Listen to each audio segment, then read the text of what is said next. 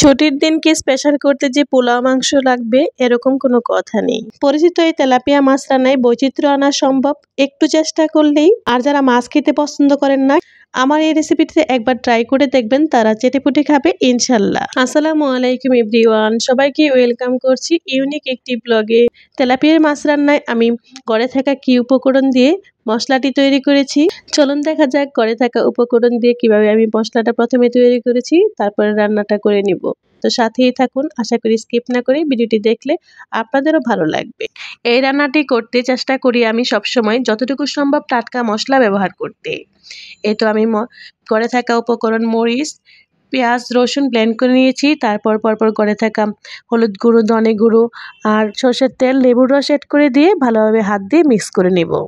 আগে থেকে মাছগুলো পরিষ্কার করে ধুয়ে নিয়েছিলাম। তারপর আমি মাছের দুই পাশে হালকা করে ছুরি দিয়ে চিড়ে নিয়েছি। এই রান্নাটি আমি খুব যত্ন করে সময় নিয়ে করে থাকি, এতে করে পরিবারের সবাই খুব পছন্দ করে থাকে। আর হ্যাঁ, তেলাপিয়া মাছ আমি প্রথমে ভেবেছিলাম যে কেটেই রান্না করব, পরে হঠাৎ মাথায় এলো যে না, আর কাটবো না, একটি তো কেটেই ফেলেছিলাম। যাই হোক, সমস্যা নেই, মাথা কাটা থাকলেও আলাদা থাকলেও ফ্রাই করে নিয়ে একসাথে আমি অ্যাড করে দেব। তেলাপিয়া মাছ খাওয়া হাড়ের জন্য উপকারী হতে পারে। এই মাছে অনেক পুষ্টি উপাদানও পাওয়া যায়।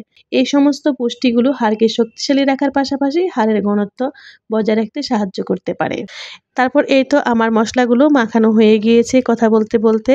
এখন আমি রেস্টে রেখে দেবো 30 মিনিটের মতো। আপনাদের হাতে সময় থাকলে আপনারা ঘন্টাখানেকও রাখতে পারেন।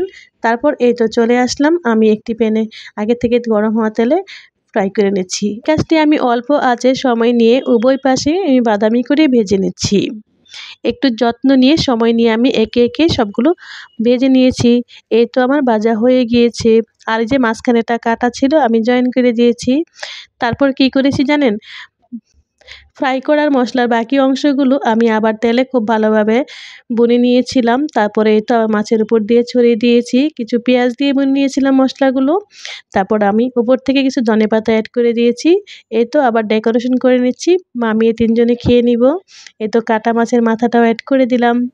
আর আমার মামুনি একটি সিক্রেট পেঁয়াজ মরিচ দিয়ে একটা ভর্তা তৈরি করছে, কিংবা সালাদ, যাই বলুন না কেন, খুবই টেস্টি ছিল এটির সাথে খেতে। সাথে আমরা টমেটো সালাদ আর লেবু অ্যাড করে খেয়েছি, খুবই ইয়াম্মি হয়েছিল। দেখতে যতটা না সুন্দর, খেতে সরাসরি আর বেশি মজাদার ছিল। আপনারা এরকম একটা প্ল্যাটার তৈরি করে দেখবেন। এরকম একটি ডিশ ডাইনিং টেবিলে ছুটির দিনের জন্য স্পেশাল। এই মাছ ফ্রাইয়ের সাথে অন্যান্য সবজি তরকারিও ছিল, সেগুলো আর আমরা কেউ খাইনি গতকাল। এই ছিল গতকালকের স্পেশাল ডিশটি। সব মিলিয়ে ভিডিওটি কেমন হয়েছে জানাতে বলবেন না। আবারও কথা হবে সুন্দর একটি ভিডিওতে, ততক্ষণ সবাই ভালো থাকবেন। আল্লাহ হাফিজ।